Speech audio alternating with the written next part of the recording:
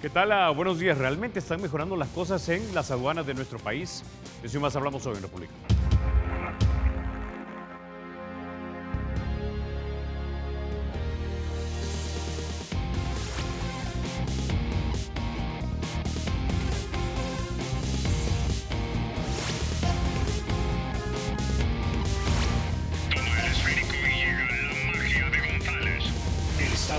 Será siempre libre e independiente y no será jamás el patrimonio de ninguna familia ni persona.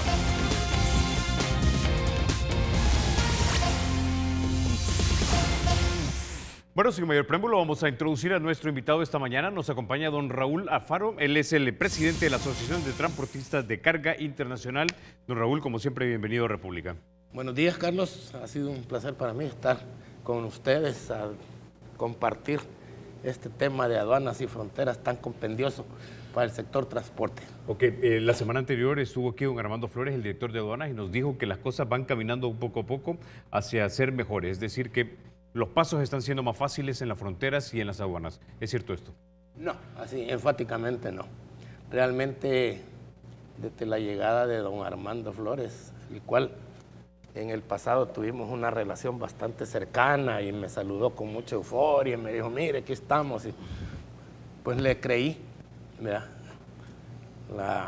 La entrada que hizo, pero realmente no creo, ¿verdad? Tiene poco de estar, eso le puedo dar el beneficio de la duda. Más sin embargo, no hemos avanzado absolutamente nada en 6 meses. Las colas en las fronteras se mantienen.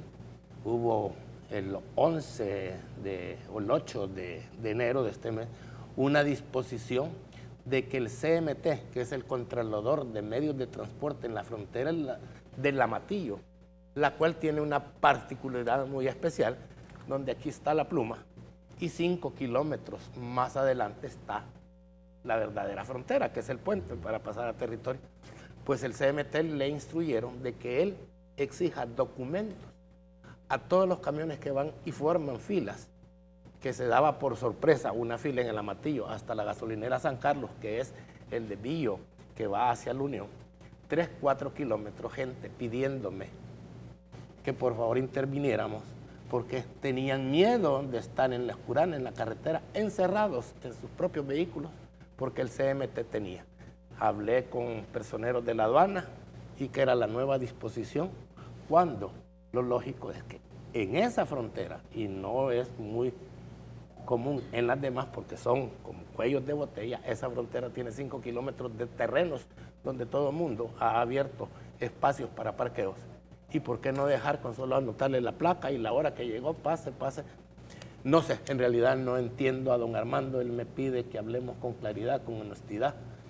Yo he hecho propuestas, me he dedicado en los 15 años de estar al frente de la asociación y 30 años de estar metido en el rubro de transporte. He sido un hombre muy propositivo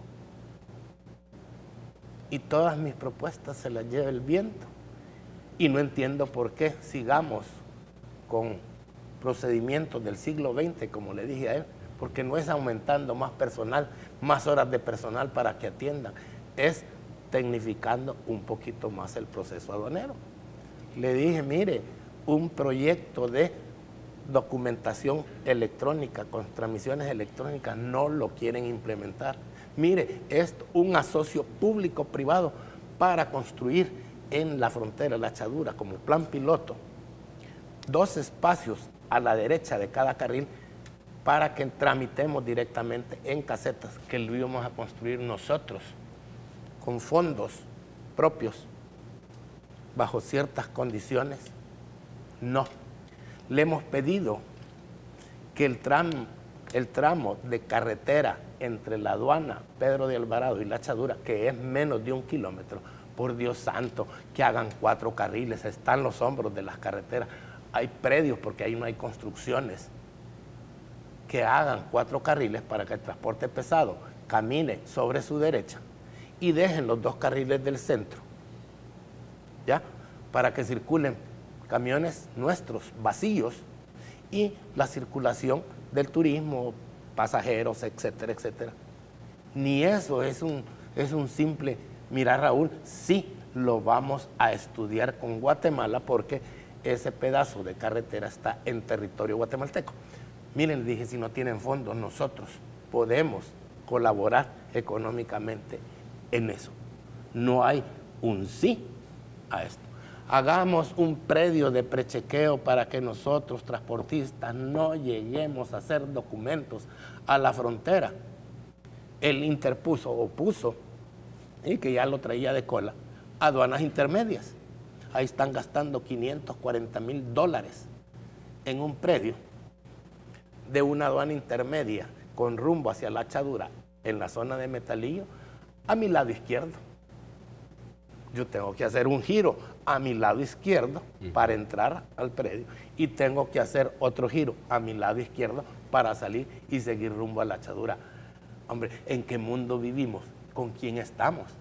Y digo yo, ¿por qué no quieren procesar? Hoy tenemos una reunión en Casa Presidencial, me imagino que para el lanzamiento oficial del Comité de Usuarios de la Achadura, que lo venimos chineando desde hace 45 días. Y yo le voy a decir al comisionado Pozo, a quien le he tenido mucho respeto, pero yo estoy cansado de hablar con las paredes en la aduana. ¿Cuál es el proyecto, comisionado, que usted está proponiendo? Tengo ayer una invitación de la misma aduana a formar otro comité de modernización y seguridad en la aduana de Achadura, convocado para el otro. Está la aduana trabajando por su lado, el comisionado trabajando por otro lado. No lo logro entender. Reuniones, reuniones, reuniones, reuniones. El caso que le comentaba antes de entrar al programa, definir si Acajutla, que es un puerto de entrada al país de mucha mercadería marítimo, es una aduana de entrada. En un mes no lo han podido definir. ¿Cómo puede ser que un concepto tan elemental, que la ley dice, aduanas de ingreso, pueden ser aéreas, aeropuerto Comalapa, marítimas, pues el escaso puerto que tenemos aquí en El Salvador, porque el otro ni funciona, que es Acajutla, y las fronteras terrestres, que son puertos de ingreso de mercaderías al país, y la tienen como una aduana interna, y se han pasado un mes en la mesa técnica que tenemos, haciendo estudios para ver si esa propuesta nuestra es factible. No logro entender. Ok, antes de que continuemos, don Raúl, quiero que escuchemos lo que nos dijo don Armando aquí en República, cuando hablaba acerca de los tiempos y cómo él ha ido trabajando en estos 6 meses para tratar de agilizar el paso de mercadería y también de personas a través de países. Escuchemos. El propio administrador de aduana de Guatemala, porque yo he estado visitando las aduanas, me informaba, me daba el testimonio, que para ellos el tiempo se ha reducido de 6 horas a 30 minutos. Las exportaciones salvadoreñas saliendo por Anguiatú. Entonces, problema histórico, el lento paso en los puestos fronterizos.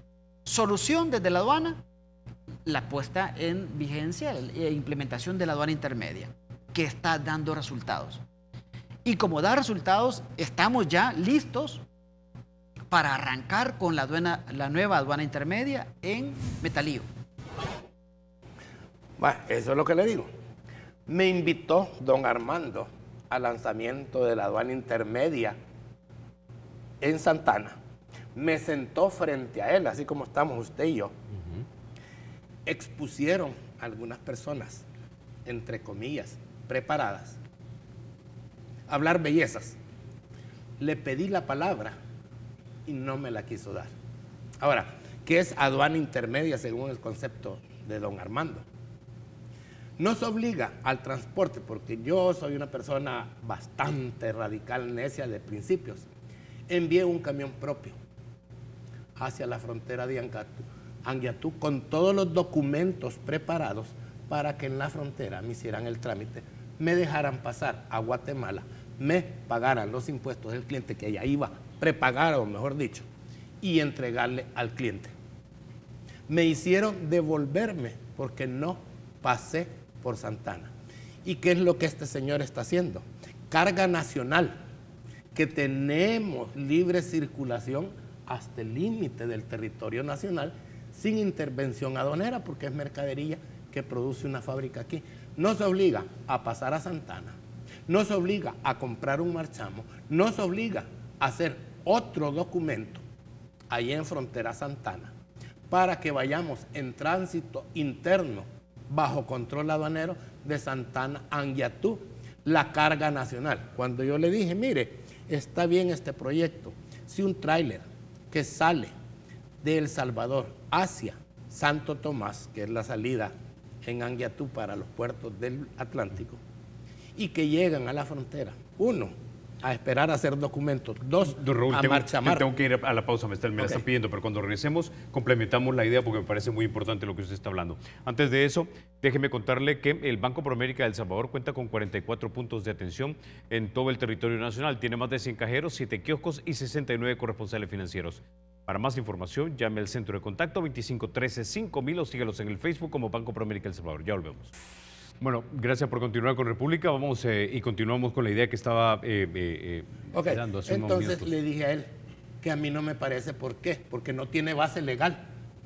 Cuando él sacó el dictamen o la resolución, dentro de la base legal, ¿sabe lo que mencionaron?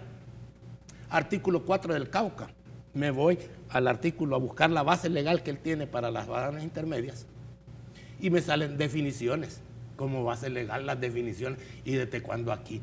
La definición, y busco en las definiciones, no hay aduanas intermedias. Lo que encontré en el artículo 7 es aduana especializada, que sí le doy el beneficio de la duda a esa figura. Hay una aduana especializada en todo el territorio nacional para cierto tipo de mercadería, para cierto tipo de procedencias, pero para todo el... Entonces, me hacen gastar $15 y me voy a reservar el nombre de una empresa bien fuerte aquí que pasa por Anguiatú para Zacapa. Mira, don Raúl, aparte de los $15 que los tengo que reconocer, y le pregunto al motorista, mira, yo pago $10 porque me hagan el documento ahí en la frontera, 5 del marchamo, 15. Mire, yo antes llegaba a las 10 de la mañana a mi distribuidora en el lado de Guatemala. Hoy llego a las 2, 3 de la tarde. Claro, a mí me retuvo 4 horas en Santana y pasé en 30 minutos, que es lo que está diciendo. Hombre, aquí a quién queremos engañar. Yo le pido a usted, siéntemelo a la par, ¿verdad? Siente, y lo discutimos. Si es que este país no va para ningún lado, por Dios santo, con gente que como que si tuviera el instructivo de seguir obstaculizando la facilitación del comercio. No digo que no se pasen armas, no digo que no pase droga en más de algún camión, sí, pero por Dios santo, obstaculizar y seguir no queriendo modernizar una aduana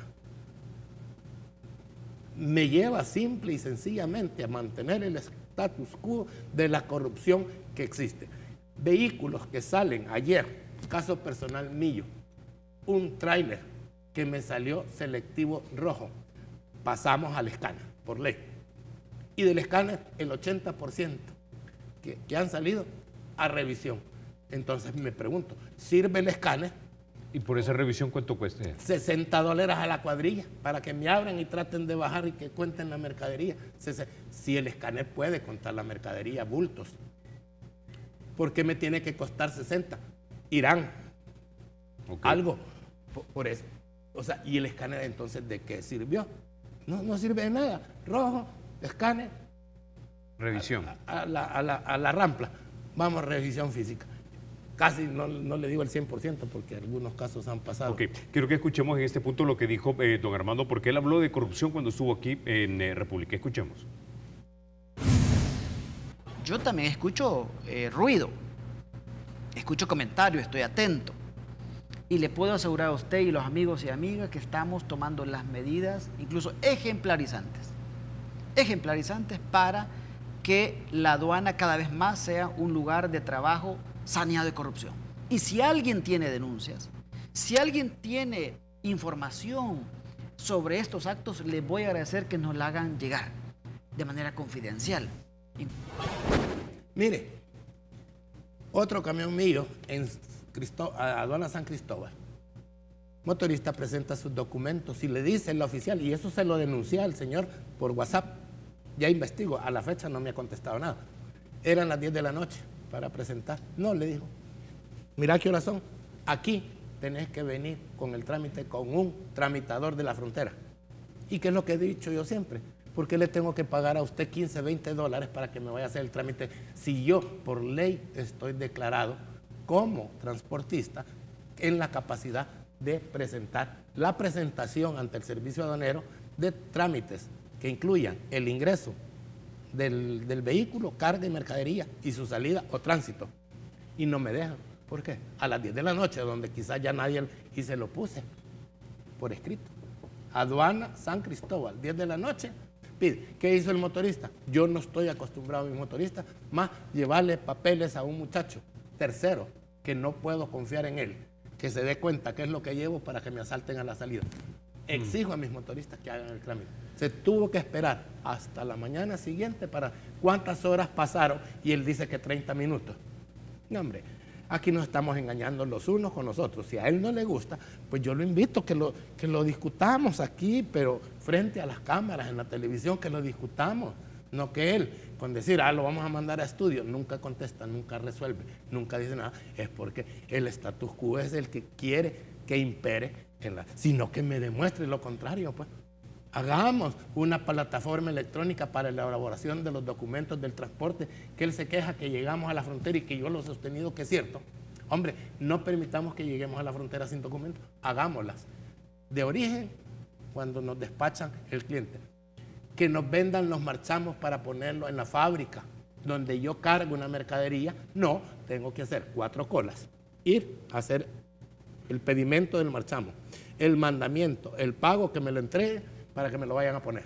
4 pasos, tramitomanía para que me vendan uno. Yo les he dicho, miren, véndanme 1000 marchamos pagados de contado para que yo se lo venda al transportista. Raúl, mira, como asociación, ¿verdad? Se lo pueden vender a los exportadores que piden 100 marchamos para 100 exportaciones en el año, o 20, o lo que fuera, y se ponen en la fábrica. ¿Qué pasa con mi camión que sale con el candado y la llave la lleva el motorista al salir de la fábrica? Nadie sabe. Y llego 2 días a la frontera de La Matillo con un candado para que me pongan un marchamo de seguridad, para que yo no me robe nada en el transcurso del camino. Sí, ya me la robé aquí. ¿Y quién me responsabiliza? Nadie. Cuando llego donde el cliente me faltaban 3 cajas. Me hicieron falta 3 cajas o se quedaron en la bodega. Cuando me marchaban en la bodega y usted firma como encargado de la exportación, que ahí van 900 bultos, firma usted y firmo yo que le recibí 900 bultos. Le pongo el marchamo, que es una especie fiscal, y cuando yo llego donde el cliente son 897. Ahí hay 3. ¿Dónde se quedaron? De hecho, en la bodega, porque ahí me marchamaron a mí y dio fe que iban 900. ¿Quién es el responsable? No, me cargan esas 3 cajas que valían 92 pesos cada una, total que lo que iba ganando en el flete, en 600 pesos me descuentan casi 280 dólares. Hombre, no podemos seguir así. ¿Y por qué no caminan las cosas? No lo logro entender. ¿Ya? Pero invito a don Armando, si me está oyendo, porque avisé que venía para acá, que nos sentemos y discutamos, pero aquí en la televisión, no allá en su oficina, donde él, con solo levantar un poquito la voz y decir que eso lo va a mandar a estudio, arregló el asunto. Ahí no hay soluciones de nada, de nada, de nada, de nada. Ahora, digamos lo que hemos tenido acceso a poder pasar por otras fronteras, hemos visto, como por ejemplo, y se me viene a la memoria el paso de Ciudad Juárez, Chihuahua, con el paso Texas, que es una frontera de gran movimiento. Sin embargo, el paso era ágil, no solamente de vehículos, sino también de transporte de carga. Si otros seres humanos con el mismo nivel de intelecto, de repente, que nosotros aquí en El Salvador, lo han podido lograr, ¿qué es lo que necesitamos nosotros emular para que nuestra frontera funcione de manera eficiente? No, lo primero que tenemos que emular es nuestra cabeza. ¿Quiero tener una aduana eficiente? ¿Sí o no? Ahí empieza. Porque si ya está algo que funciona, Ciudad Juárez, Estados Unidos, México, ¿qué cantidad de furgones pasan aquí? A mí me dieron estadísticas que en la Achadura pasaban 450 camiones para un lado y 450. Me dijeron 900 en el día en ambos sentidos. ¿Cuántos pasarán en Ciudad Juárez? ¿Cuántos? Pongámosle un número. 2.500 camiones. Y pasan en el día y no se detienen y no arman colas y no hay parqueos. porque todo es electrónico, todo es de 5 o 6 minutos el paso. Lo que pasa es que aquí nosotros, yo que fui nombrado y que no pedí el título de auxiliar de la función pública, primero soy contrabandista hasta que yo demuestre lo contrario. Ah, no, yo soy un buen transportista y trabajo honestamente. Porque aquí primero soy culpable y después me registran. Aquí, como dijo en los tiempos de General Martínez, fusílenlo y después averigüen. Porque aquí yo soy contrabandista para don Armando y me tiene que investigar para que después de la investigación resulte que soy inocente y que me dedico a una operación de transporte de carga a nivel regional y que nunca me han encontrado ningún pelo en la sopa. Entonces, sí, después de 30 años, hombre, yo creo que merezco alguna confianza y me dijeron auxiliar de la función pública. ¿Qué quiere decir? Que yo soy los ojos en la nuca de la aduana. No todos, pero no quiere decir que la mayoría, no. Algunos malos transportistas, aunque ocupan el transporte, para otros menesteres, estoy de acuerdo. Hombre, registremos, escáner, 100%. Pero aquí el 100%, cuando empezó este gobierno, la primera funcionaria, mire Raúl lo que encontramos, el hallazgo que hicimos, 1.500 empresas, 0 selectivo rojo. ¿Qué quiere decir? Que nunca las voy a registrar. Imagínense lo que hemos encontrado, 1.500 empresas, 0 selectivo rojo. Es decir, que esos estaban benditos por Dios, pero hay de aquel que pase las cosas. Y así, cosas que suceden en la aduana. Bueno, con esa idea nos vamos a quedar, don Raúl. No me resta más que agradecerle que haya estado esta mañana aquí en República. Encantado, Carlos, por la oportunidad, y yo sé que me expreso un poquito fuerte y duro, pero es que tenemos que decirlo porque este país lo tenemos que cambiar. Fuerte, claro y franco. Gracias, don Raúl. Vamos a la pausa. Cuando regresemos, seguimos en República. Vamos a hablar con el secretario de la organización de Astram. Así que no se mueve donde está. Ya volvemos.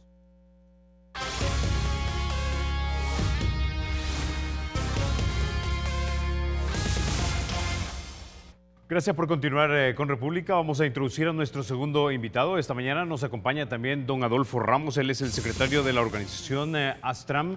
Don Adolfo, bienvenido a República. Muchísimas gracias, muy buenos días, Carlos. Gracias por la invitación a tan prestigioso canal y medio, programa, ¿verdad? Pero también quiero comenzar externando públicamente nuestras condolencias por el recién y sensible fallecimiento de un dirigente que ha dejado un legado a nivel de los educadores de este país, como fue Mario López, y externar nuestros pésames a su familia y a la clase trabajadora. Ok, don Adolfo, comencemos entonces. Se acercan las elecciones y se acerca también ese 1 de mayo cuando asumen muchos de los alcaldes. Esto, tengo entendido, ha despertado o despierta preocupación cada 3 años en su organización. ¿Por qué? Por supuesto, eso genera un clima de incertidumbre en los trabajadores. Genera un sismo emocional y psicológico porque, bueno, históricamente han habido antecedentes donde llegan alcaldes o alcaldesas y a través de cuotas políticas generan esa misma incertidumbre porque entran en ese juego político, ¿verdad? Hemos tenido experiencias anteriores que las vamos a ver más adelante, pero más sin embargo, además de la incertidumbre que esto genera, ¿verdad? Creemos de que no es lo correcto porque hay muchos trabajadores, compañeros, compañeras, ¿verdad?, de que han sido expuestas ante esas arbitrariedades y tenemos en cuenta en la retina memórica, de muchos trabajadores de la alcaldía de San Salvador y recordamos el periodo donde estuvo la primera alcaldesa, la señora Violeta Mengíbar, ¿verdad?, de que incluso hubieron compañeros dirigentes despedidos. Entonces ese tipo de valoraciones despierta, como usted muy bien lo dice, incertidumbre y genera un poco de inestabilidad en el comportamiento de los trabajadores porque obviamente es lo que está en juego muchas veces y en lo primero que se piensa es en la familia de esta gente.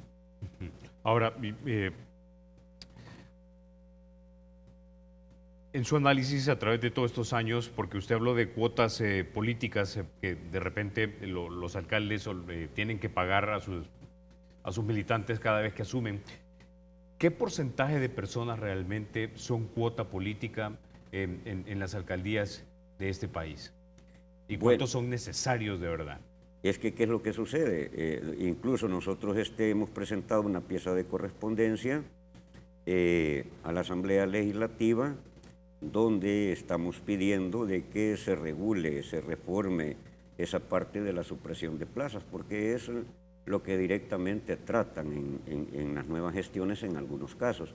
La ley de la carrera administrativa municipal contemplan cuáles son los empleos, cargos de confianza que se le llama en el artículo 2, cuáles no están comprendidos dentro de la ley de la carrera administrativa municipal.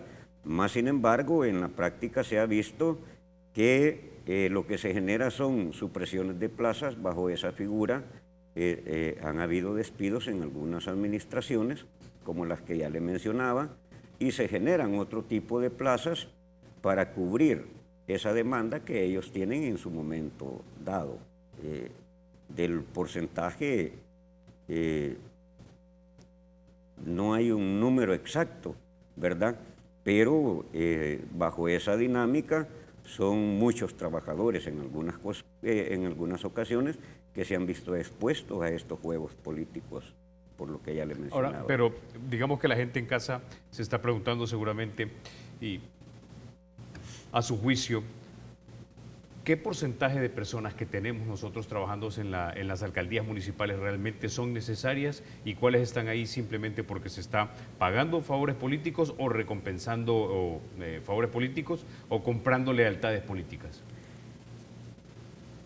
Bueno, generalmente en el universo de los trabajadores, ¿cuáles son las plazas necesarias? Todas son necesarias. Y si nos pasamos al nivel operativo, que es el que saca también y es parte fundamental en el proceso del avance interno de las municipalidades, pero más sin embargo hay veces se tocan esa parte, ese núcleo de trabajadores, ¿verdad? Entonces, ante la pregunta ¿qué porcentaje es necesario o qué porcentaje no es necesario?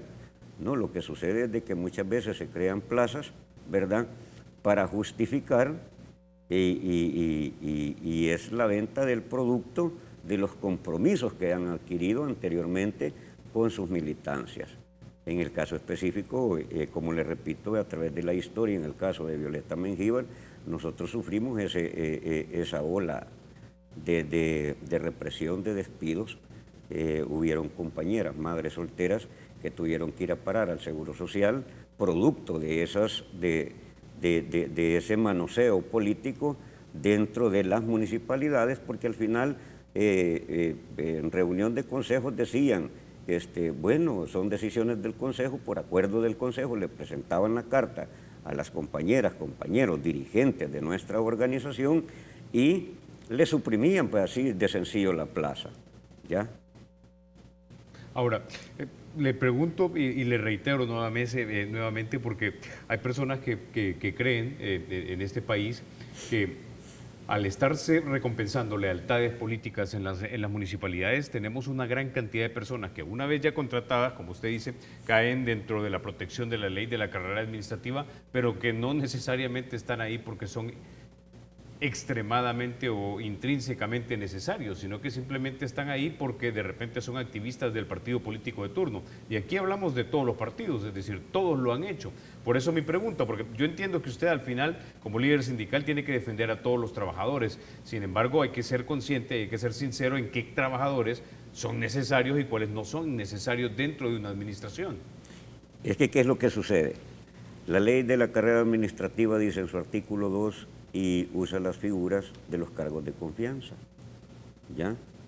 Entonces, darle con exactitud cuáles son las plazas que ellos generan, ¿verdad? No me atrevería a hacerlo porque hay que tener un conocimiento exacto, ¿verdad?, de lo que hace cada funcionario que llega de turno, ¿verdad? pero más sin embargo en algunas ocasiones no es generalizado, ¿verdad? Por ejemplo, en este periodo con el alcalde Nayib Bukele, bueno, para decirle de que ha generado la estabilidad laboral, ¿verdad? Y no necesariamente se prestó a ese juego político. Incluso antes de él dejar su periodo, ha dejado ya generada la estabilidad laboral a través de un acuerdo con nuestra organización Astran, ¿verdad? Donde habían gentes que estaban propensas a que cualquier alcalde que llegara en este nuevo periodo, en este nuevo proceso, estaban expuestas a que fuesen despedidas por su nivel de contrato. Entonces, ¿qué es lo que sucede? Llegamos a un acuerdo, llegamos a un entendimiento y la gente que no estaba dentro de la ley de la carrera administrativa municipal, automáticamente, porque así también lo mandata, pero también tienen que haber voluntades políticas, entonces se dio esa transformación. La gente que no estaba sobre la base que la amparaba la ley de la carrera administrativa, ahora ya goza de ese beneficio que, como digo, lo regula también y lo estipula la ley de la carrera administrativa municipal.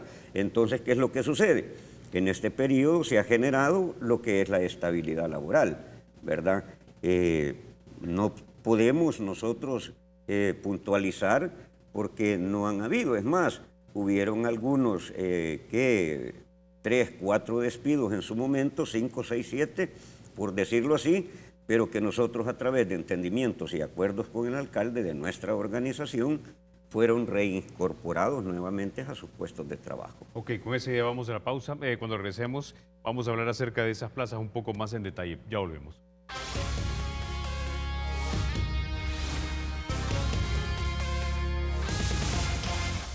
Gracias por continuar con República. Bueno, don Adolfo, hablemos de esas plazas entonces, porque dice usted que por lo menos en la alcaldía de San Salvador, el alcalde Bukele les dio estabilidad, ya quizás viendo que va a asumir un nuevo alcalde en este 1 de mayo, ¿no? Ahora,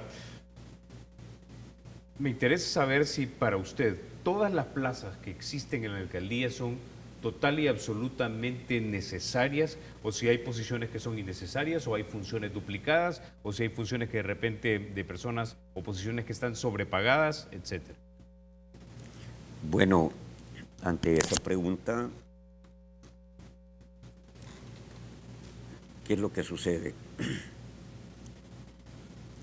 Aquí está estipulado en el artículo 2 las plazas con las que cuentan las alcaldías, ¿verdad? Pero en el caso muy puntual de Astran, ¿qué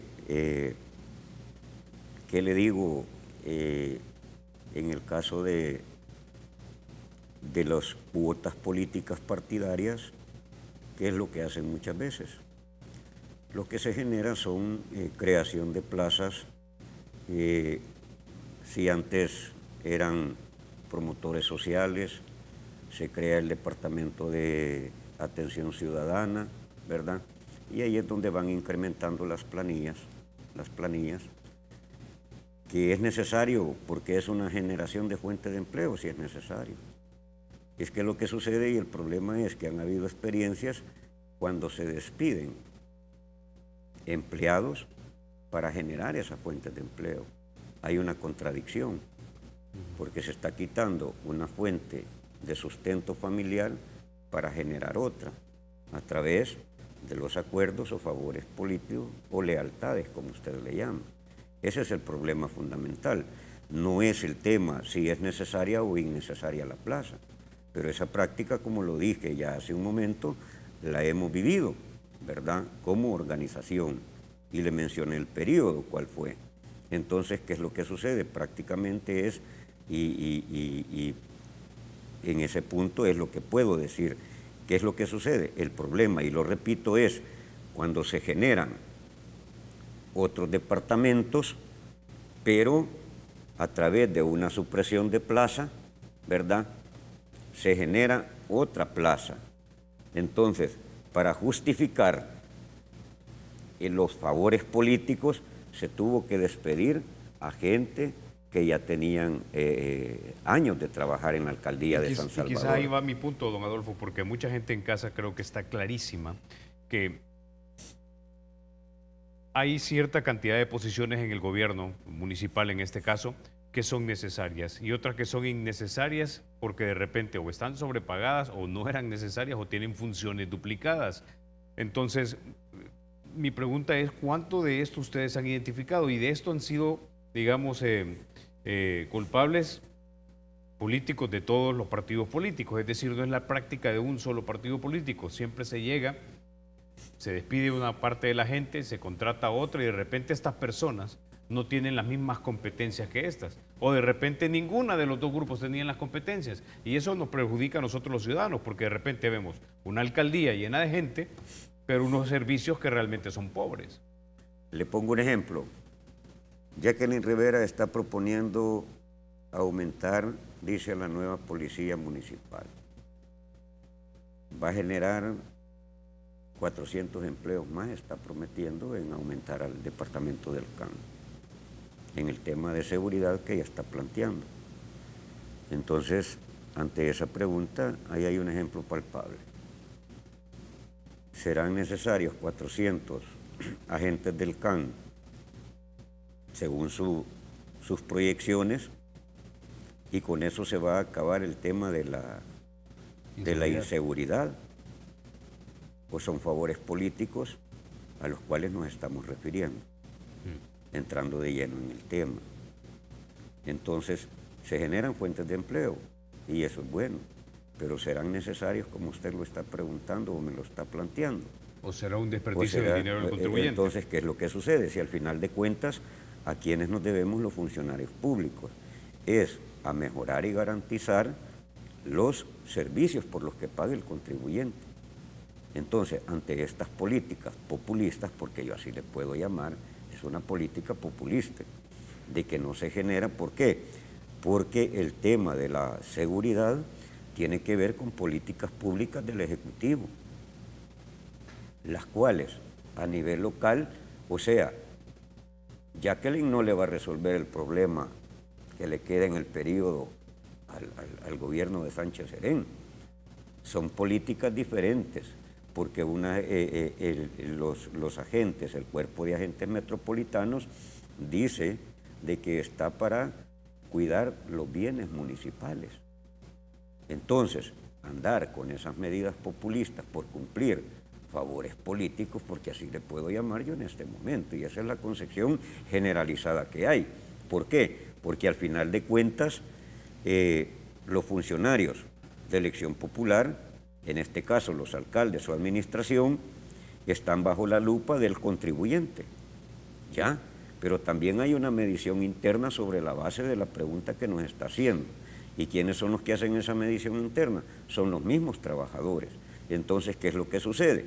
En vez de generar 400 plazas más, que a la larga en su proyecto político no le podrían dar resultado, ¿por qué no revitaliza ya el cuerpo de agentes metropolitanos que hay? ¿Ya? Entonces, pero como es lo que estamos planteando ante la pregunta, se generan 400 empleos más, que eso es bueno. Sí, es bueno, porque una de las dificultades y deficiencias y deberes que todavía no ha cumplido este gobierno son las fuentes de empleo. ¿Qué es lo que están proponiendo ahorita? Mandar al Medio Oriente a los compatriotas que están ya con el riesgo amenazado, que vienen de los Estados Unidos de regreso. Entonces, generar las fuentes de empleo no es malo, es que lo que sucede es las metodologías y para qué y por qué. El objetivo principal es cumplir esas 400 plazas. Habría que revisar quiénes son los que van a entrar. Ok, con ese ya nos vamos a quedar, don Adolfo. No me resta más que agradecerle que haya estado esta mañana aquí en República.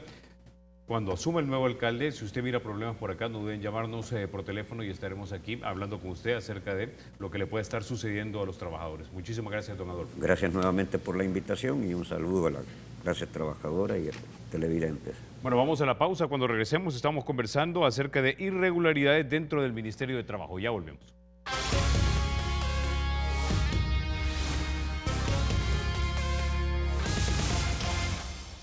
Bueno, gracias por continuar con República. Vamos a dar la bienvenida también a nuestra tercera invitada. Ella es Saraí Molina, secretaria general de Musiques. También nos acompaña el señor Jaime Ábalos, secretario de Asuntos Jurídicos de Musiques. Bienvenidos a República. Gracias, buenos días. Bueno, el 16 de enero pasado estuvieron en República aquí representantes del Consejo del Salario Mínimo. Una de las quejas más recientes es que en el Ministerio de Trabajo se está repitiendo supuestamente la historia de los sindicatos express, es decir, de su autorización. Quiero que escuchamos a la señora Marta Saldaña cuando hablaba y respondía, de hecho, a un comentario que usted nos hizo a través de nuestra cuenta oficial de Twitter, porque básicamente decía que eso no era cierto. Escuchemos. Yo le dijera a Saraí que si ella tiene las pruebas necesarias, que las presente en las instancias pertinentes. Ella es conocedora de la ley, es abogada, ¿verdad? Y yo la invito a que haga uso de las instancias. Si ella tiene pruebas, ¿verdad? Ella tiene toda la potestad de hacer uso de esos mecanismos. Bueno, Saraí. Bueno, yo efectivamente le respondí a ella en ese momento que habíamos presentado las pruebas pertinentes a la misión de contactos directos de la OIT y a al mismo Comité de Libertad Sindical. En la última conferencia de la OIT en Ginebra el año recién pasado, también se denunciaron estos hechos y pruebas existen, ¿verdad?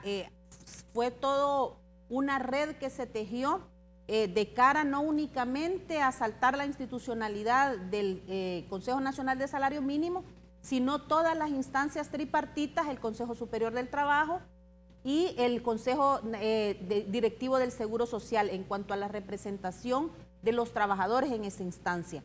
Se hicieron sindicatos express, sindicatos de trabajadores independientes, que son los que están en este momento, que fueron los que ganaron supuestamente las elecciones, y que se les dieron personerías jurídicas en menos de 24 horas. Y nosotros no estamos mintiendo.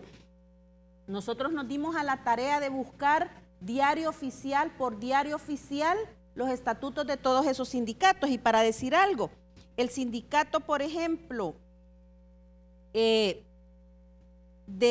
Sindicato Independiente de Vendedores Informales del Puerto de la Libertad, se presentó su documentación al Ministerio de Trabajo el 14 de noviembre a las 9 de la mañana y le dieron la personalidad jurídica el 15 de noviembre a las 10:40 de la mañana y ese mismo día salieron publicados sus estatutos en el Diario Oficial.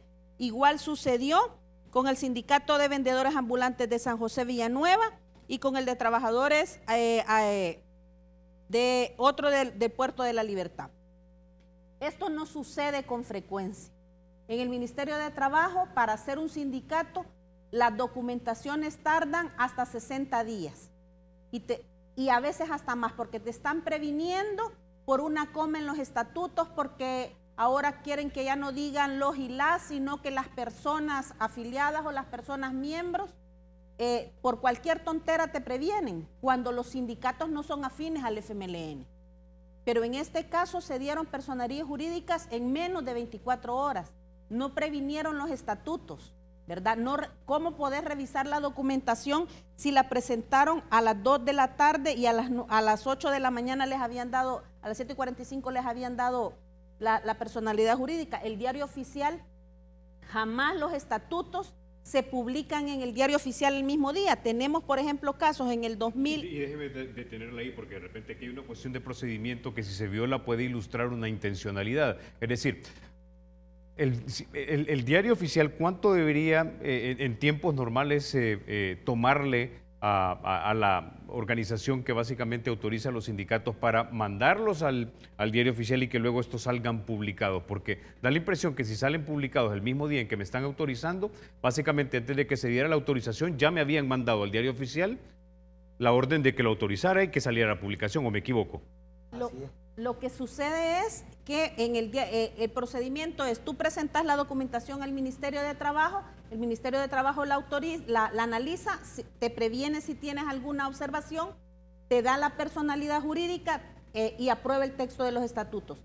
El texto de esos estatutos se lleva al Diario Oficial. El Diario Oficial, todos los salvadoreños sabemos, lleva más o menos 3 semanas de retraso, si no es que más. Entonces, cuando uno lleva una publicación al Diario Oficial, Juan Pueblo, tú, Jaime, cualquiera, tenés que esperar 3 semanas para que tu publicación salga en el Diario Oficial. Te dicen, en el Diario Oficial de tal fecha va a salir, pero hay un espacio reservado para la Asamblea Legislativa, para el Gobierno Central y para la Corte Suprema de Justicia, para los decretos especiales. Que esos decretos que sacan express la Asamblea Legislativa o las sentencias de la sala o algo que la sala o cualquiera de las salas de la Corte quiera publicar, esos salen el mismo día que va a salir publicado el Diario Oficial, ¿verdad? Porque son documentos oficiales, pero los estatutos de un triste sindicato jamás salen publicados. Aquí tenemos, por ejemplo, en el 2015, el Sindicato de Trabajadores de la Universidad del Salvador, con trámite normal, presentó el 12 de octubre su documentación, le dieron el 18 de noviembre la personería jurídica y sus estatutos salieron publicados en el Diario Oficial hasta el 25 de marzo de 2016. Ese es el trámite normal de todo sindicato. Entonces aquí lo que hubo fue todo un acompañamiento de la ministra de Trabajo, en donde la gente del Ministerio de Trabajo misma nos lo ha dicho, trabajaron los fines de semana para extender todas esas personerías jurídicas que se crearon 86 sindicatos de trabajadores independientes para que participaran en la elección. Ahora, don Jaime, normalmente esa creación de 86 sindicatos y darles la personalidad jurídica, haciendo la suma, por ejemplo, así a ojo de buen cubero de lo que normalmente tomaría aprobarlos, ¿cuánto hubiera tomado la aprobación de 86 sindicatos? Pues mire, llevándose los trámites normales que nos hemos sometido todas las demás organizaciones, eso hubiera tardado no menos de un año para crear esos 86 sindicatos. Pero ¿qué es lo que sucede? Los crearon en horas, como dice Saraí, y nosotros nos pudimos dar cuenta porque la misma gente al final le dice a uno, mire, ¿y por qué a usted se los atrasan y a ellos se los han dado rápido? Entonces, pero es una cuestión demasiado rápido que se ha dado. Entonces, yo por ejemplo creé un sindicato en 2010 que me tardé 5 meses en total para poder tener las primeras credenciales. Entonces, no es posible que de repente salgan que en el mismo día han sido publicados. Eso no es posible. Entonces, prácticamente lo que se demuestra, y nosotros hemos demostrado incluso en la denuncia que hicimos con la misión de contactos directos de la OIT, fue precisamente, hemos demostrado que ha habido una injerencia directa del Ministerio de Trabajo en asaltar las instancias tripartitas donde los trabajadores tenemos representación. Entonces, y es algo delicado, no es sencillo, es algo delicado, porque eso está cayendo ya prácticamente en ilícitos penales, porque eso no se puede hacer. Un funcionario público no puede hacer eso. Como bien lo apuntaba Saraí, solo el órgano ejecutivo, el órgano judicial y el legislativo en sí, como poderes del Estado, tienen facultad para reservar en el Diario Oficial espacios para publicar tanto decretos que son de interés nacional o cualquier otra situación que tenga que ver con el bienestar de todo el país. Saraí, entonces, a su juicio, ahora que nos ha ilustrado acerca de la parte procedimental y cómo esta es sumamente irregular y nos lo ha asegurado el señor Ábalos también, ¿cuál es la intencionalidad que usted mira detrás de esto? Bueno, es tener el control de las instancias tripartitas para poder hacer el gobierno lo que quiera. Por ejemplo, A ver, antes de que continúe, ¿cuáles son estas instancias tripartitas y por qué son importantes? Porque no toda la gente está familiarizada con esto. Bueno, el Consejo Nacional de Salario Mínimo es el que determina los incrementos al salario mínimo. El Seguro Social, ahí se ve todo de la parte de la administración del Seguro Social. Se ve la parte de pensiones de los trabajadores que quedaron en ese régimen, ¿verdad? Tiene un presupuesto de $400 millones. Es la autónoma que mayor presupuesto tiene después de la Salpo, ¿verdad? Está, por ejemplo, Fonavipo, que nunca han querido elegir al representante de los trabajadores en Fonavipo. Nos preguntamos por qué. Está el Fondo Social para la Vivienda, ¿verdad? El Consejo Superior del Trabajo, que tiene que ver todas las leyes que tengan que ver en materia social y laboral, tienen que pasar por el Consejo Superior del Trabajo para consulta, y no lo hacen porque el Consejo Superior del Trabajo lo tienen acéfalo. Entonces, por ejemplo, con el tema Y nosotros decimos, sí es cierto, ellos dicen que hay que democratizar las instancias tripartitas. Nosotros desde el MUSIGES hemos sido los más críticos en decir que debería de haber cambios en las instancias tripartitas. Pero ellos alegan que los anteriores representantes eran corruptos, pero yo no puedo pretender eliminar la corrupción siendo más corrupta que al que estoy condenando. Ok, ¿verdad? déjeme detenerla, tengo que ir a la pausa. Cuando regresemos, entonces, ahora de que usted nos ha explicado cuáles son estas instituciones tripartitas, que nos explique entonces cuál es, a su juicio, la intencionalidad de tener funcionarios nombrados por estos sindicatos que se forman en 24 horas o no haberlos nombrado en el pasado. Ya volvemos.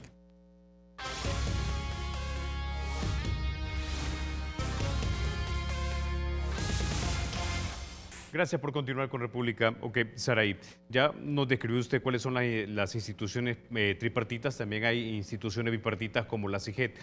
¿Cuál es la intencionalidad de crear sindicatos para crear correlación de fuerza para votar por directores o por directivos, lo que sea que se haya que elegir, en instituciones de las que apenas y se suele hablar en la calle y de las que apenas conocen los salvadoreños y que, a ojo de buen cubero, diría yo que son instituciones que tienen como una capa intermedia de poder o de control sobre otras cosas que de repente hacemos en este país? ¿Por qué controlarlas? Bueno, son instancias de diálogo social en las que se definen temas estratégicos para los trabajadores. Por ejemplo, el tema de la salud de los trabajadores se define en el Seguro Social. El tema de los salarios mínimos se define en el Consejo del Salario Mínimo. El tema de la vivienda, por ejemplo, en el Fondo Social para la Vivienda. La vivienda de interés social en Fonavipo. Si el gobierno tiene, y no de este gobierno, cualquier gobierno tiene el control de la representación patronal y de la representación laboral, puede hacer lo que quiera en función política. Y esas son instancias de diálogo en las cuales, negociando los empleadores y los trabajadores con el acompañamiento del gobierno, es que tienen que llegar a consensos. El tema del salario mínimo, por ejemplo, la ministra que anda haciendo campaña porque está compitiendo con Jamie Muñoz, porque ambas quieren ser candidatas a la vicepresidencia de la República, ahora ya sacó la campaña de que va a negociar el salario mínimo. Todos sabemos en este país que únicamente el anuncio genera especulación, ¿verdad? La micro y pequeña y mediana empresa ahorita están preocupadas por ese tema. El aumento al salario mínimo para nosotros los trabajadores no es malo, para nosotros es bueno. El tema es si lo vas a utilizar en función política o si realmente va a servir a los trabajadores. Muchos trabajadores y la gente que nos está viendo sabe para qué sirvió el aumento al salario mínimo, fue el 40%, pero las compañeras de la maquila lo saben, les quitaron el subsidio del gas, les quitaron el subsidio del agua, les quitaron el subsidio de la energía eléctrica. El transporte, no es que le hayan quitado el subsidio, es que ha aumentado el transporte, porque la gente utiliza el transporte especial, porque ahora si el bus es nuevo, ya le aumentan la tarifa. Entonces, no les alcanza ni siquiera ese aumento de salario para pagar los servicios porque les quitaron los subsidios. Entonces, eso fue algo superfluo, algo que engañaron a la gente. Entonces, nosotros decimos, las instancias tripartitas son importantes, pero el gobierno tiene que respetar la ley. Aquí no se trata de que ellos impongan a los representantes de los trabajadores. Los mismos órganos de control de la OIT establecieron, tanto en la conferencia de la OIT como en el informe de la misión de contactos directos, que seamos los representantes de los trabajadores, las organizaciones de trabajadores, las que definamos los criterios de selección y que el gobierno no intervenga en los procesos de elección. Y eso es lo que está pasando. El gobierno está violando el derecho a la libertad sindical y de elección de los representantes de los trabajadores. Y está cometiendo, los funcionarios que se están prestando a esto, ilícitos penales. Los notarios que están ante los servicios ante los oficios de los cuales se están haciendo estas escrituras fraudulentas para hacer un fraude de ley, también están cometiendo un ilícito penal. Y nosotros por eso pensamos que la Fiscalía, ahora que va a ver el tema de la CIGET, también debería de ver el tema de la elección de los representantes de los trabajadores, porque ya hay un denuncio por parte de algunas organizaciones sindicales en la Fiscalía por las irregularidades que se han dado, de convertir cooperativas de trabajadores que no son en sindicatos y que no su objeto es totalmente diferente al de sindicatos de trabajadores, o el de poner, por ejemplo, trabajadores del Estado a negociar el salario mínimo. En el Consejo de Salario Mínimo, por ejemplo, está Armida Franco, que viene del Seguro Social. El Seguro Social no es sujeto del salario mínimo. Hay otro fulano que viene de una alcaldía, que tampoco los trabajadores municipales son sujetos de salario mínimo. Marta Saldaña y Berríos son trabajadores informales que tampoco son sujetos de salario mínimo. En el Consejo de Salario Mínimo deben estar trabajadores del sector privado, porque es el salario del sector privado el que se negocia. Así de sencillo. Entonces lo que nosotros demandamos nada más es respeto a los derechos de los trabajadores, pues, ¿verdad? No estamos demandando otra cosa, que el gobierno no imponga a los representantes de los trabajadores para utilizar las instancias tripartitas en función de ganar votos para las elecciones, porque eso es lo que está sucediendo. Ahora, señora Ábalos, para que, digamos, la gente en la casa nos entienda, porque hace unos minutos me explicaba durante la pausa doña Saraí, el proceso de formación de sindicatos y cuántas personas se necesita para formar un sindicato. Y lo absurdo que, a juicio de ustedes, de repente es la creación y fundación de algunos sindicatos que ustedes simplemente lo ven abiertamente con gran sospecha. Claro, fíjese que realmente lo que está sucediendo, por ejemplo, lo que planteaba Saraí, se han creado sindicatos express, como decía bien Saraí y lo demuestran los documentos, por ejemplo, de vendedores de jícama. O sea, significa que son 35 trabajadores los que deben de constituir el mínimo para constituir un sindicato. Y ponen 35 vendedores de jícama, 35 vendedores y de un solo lugar.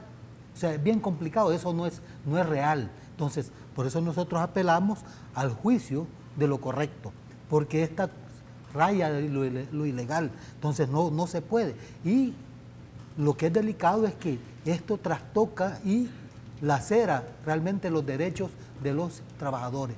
Y aparte de eso, es control nada más. Es cuestión de control de poder.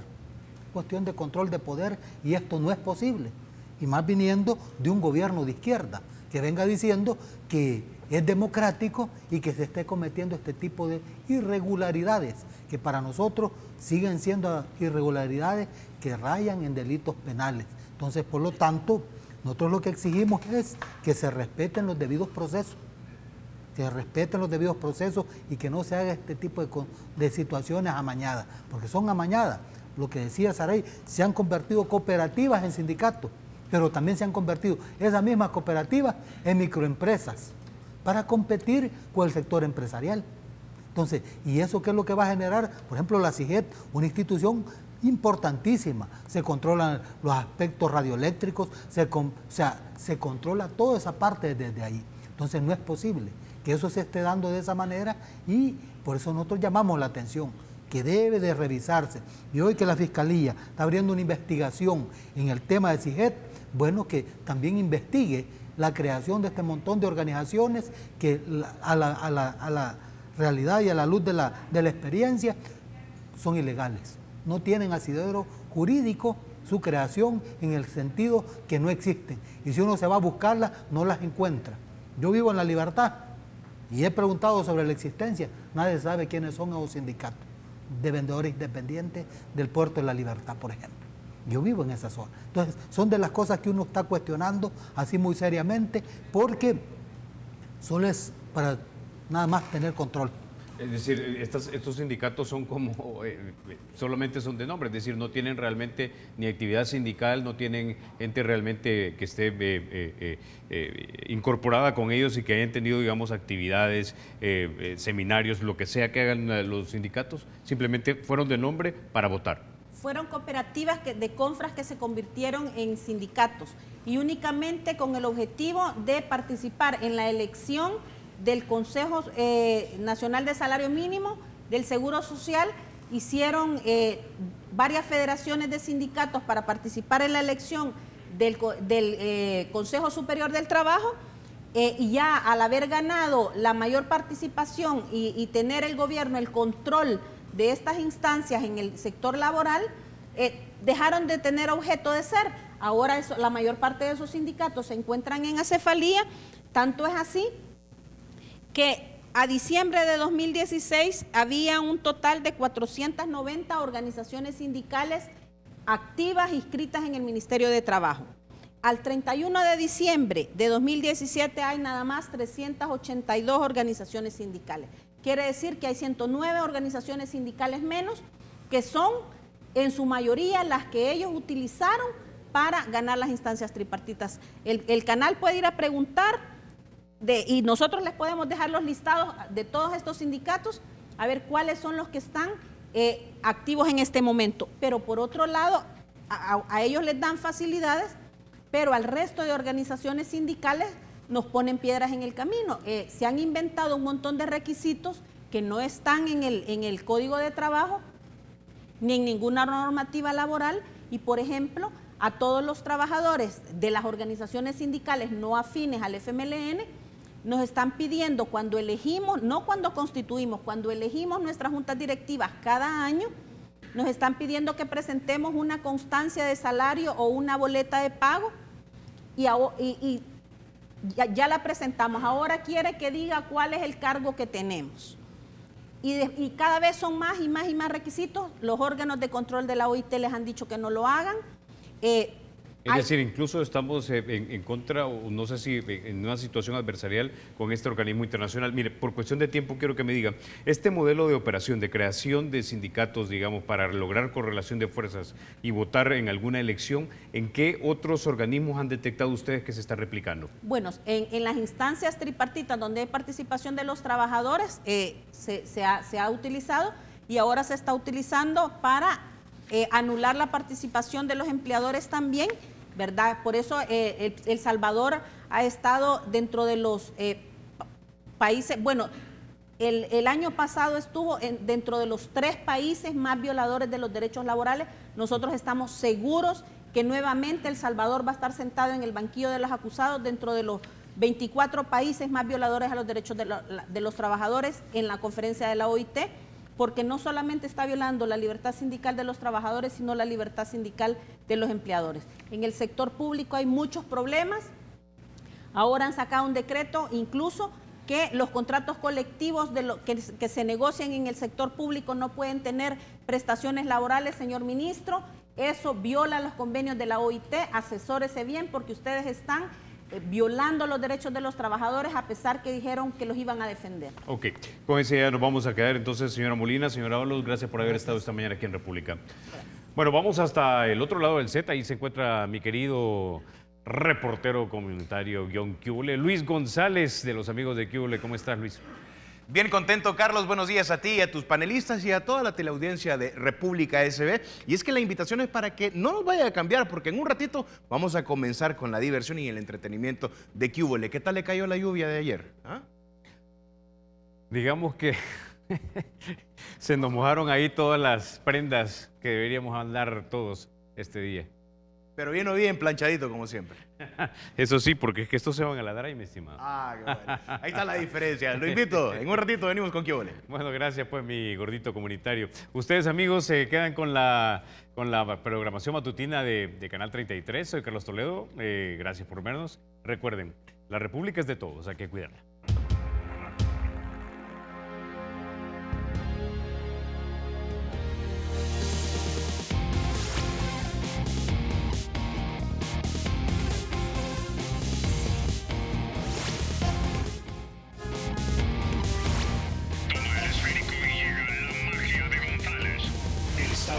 Será siempre libre e independiente y no será jamás el patrimonio de ninguna familia ni persona.